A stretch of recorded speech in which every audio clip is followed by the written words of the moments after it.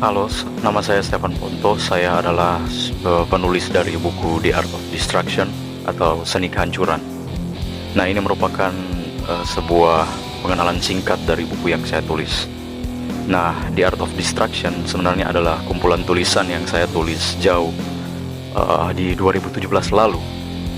Nah, tulisan-tulisan tersebut sebenarnya adalah refleksi dari kontemplasi diri sendiri. Jadi sebenarnya tulisan-tulisan itu cukup personal, dan apa yang sedang dirilis sekarang dan sedang diterbitkan sekarang, tulisan-tulisan itu sangat-sangat jauh berbeda dengan tulisan-tulisan awal di 2017.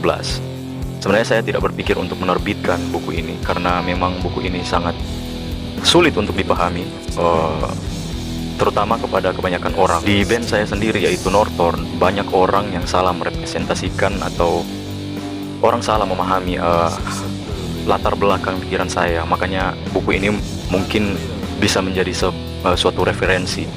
Nah, di Art of Destruction sendiri lebih banyak berbicara tentang estetika, yaitu beragam pertanyaan apakah pengalaman kesenian haruslah tentang apa yang indah dan rapi saja.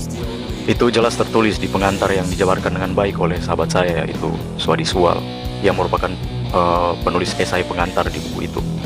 Nah, kehancuran yang saya maksud di sini adalah kehancuran yang dipicu dari kondisi atau yang biasa disebut perasaan absurd dan kondisi nihil Schopenhauerian. Saya banyak mengutip Schopenhauer di sana. Sekalipun begitu, tulisan saya tidak serta-merta seperti anggapan orang-orang adalah pesan-pesan atau saran-saran agar pembacanya segera menghancurkan diri dan lenyap begitu saja. Di beberapa bab saya menjabarkan konsep perubahan bentuk, ketika ketergugahan atau pengalaman kesenian itu merupakan ketabahan kita untuk menerima takdir dan membentuk kembali pemaknaan.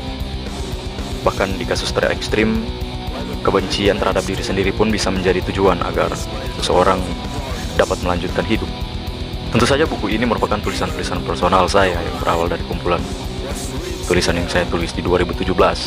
Maka dari itu, mungkin orang-orang yang belum membacanya atau orang-orang yang hanya mendengarkan band saya Northorn, mereka berpikir bahwa saya adalah seorang yang mendukung pro-mortalisme atau pendukung eutanasia, yaitu sebuah pandangan yang pro terhadap kematian atau bunuh diri. Padahal sebenarnya buku ini punya esensi untuk melampaui kondisi nihil itu, yaitu kondisi di mana seseorang berusaha untuk melewati atau melalui fase nihilistik tersebut.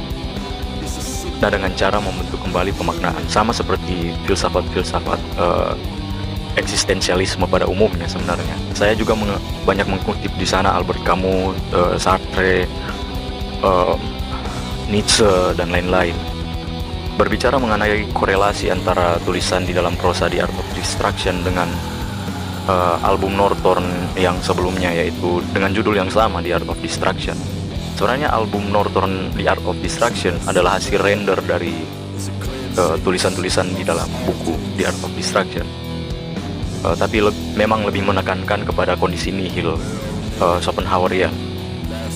Sebenarnya alasan saya menulis sebenarnya adalah untuk memperjelas fondasi awal dan fondasi dasar referensi dari lagu-lagu dan lirik-lirik, tema lirik yang saya tulis di dalam Northorn. Di masa pre-order buku ini, saya juga memberikan bonus-bonus lukisan darah, yaitu lukisan-lukisan yang saya lukis sendiri dengan menggunakan darah saya sendiri. Sebenarnya ini merupakan praktek lama. Banyak orang melakukan ini. Banyak orang melakukan praktek melukis dengan darah atau mempresentasikan kesenian dengan darah. Orang seharusnya tidak bisa menafsirkan bahwa saya mempromosikan self-harm, karena saya tidak melukis dengan darah sebagai coping mekanisme, tapi lebih kepada alasan estetika dan alasan artistik saja. Alasan mengapa saya masih menggunakan darah sebagai media untuk melukis dan memberikannya kepada teman-teman yang membeli buku saya adalah karena agar teman-teman yang membeli merasa terkoneksi dengan apa yang saya pikirkan dan apa yang saya tuangkan di dalam tulisan-tulisan The Art of Destruction. Sebenarnya karya yang personal dan introvert semacam ini memang tidak perlu untuk ditafsir. Orang-orang yang tertarik untuk membaca dan membeli karya-karya semacam ini adalah, saya yakin adalah orang-orang yang merasa memang terkoneksi dengan apa yang saya tulis dan saya tuangkan di dalam kesenian. Saya juga berterima kasih kepada teman-teman yang mendukung saya sampai saat ini di tahun 2021 ini. 2020 dan tahun 2021 adalah tahun-tahun yang terbaik. Keep survive.